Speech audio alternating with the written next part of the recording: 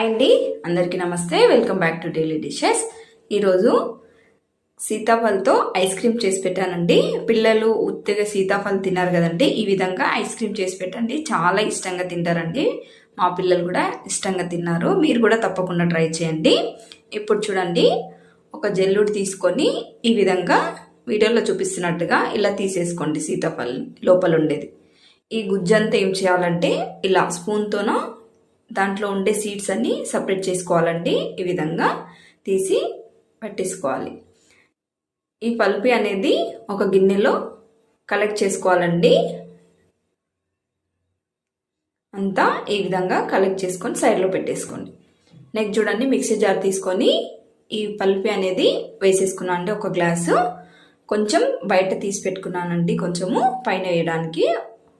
ఒక cup sugar powder, ఒక cup మీగడ అండి.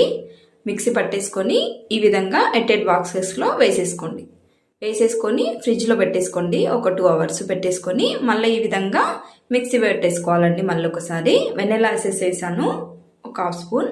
మళ్ళీ మిక్సీ పట్టేసుకొని ఈ విధంగా వేసేసుకోవాలండి. మనం ఇందాక కొన్ని తీసి పెట్టాం కదండి సీతాఫల్వి, అది ఇందులో వేసేసుకొని మళ్ళీ ఒకసారి కలుపుకొని ఒక 8 hours ఫ్రిడ్జ్లో పెట్టేసుకోండి. చూడండి, ఈ విధంగా అయింది ఐస్ క్రీమ్ అనేది. ఇప్పుడు ఒక స్పూన్తో ఈ విధంగా తీసేసుకోండి.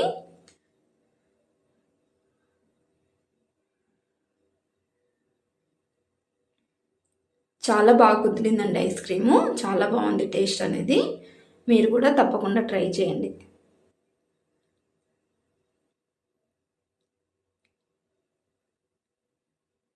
నెక్స్ట్ చూడండి, ఒక బాదం తీసుకొని ఈ విధంగా వేసానండి నేను.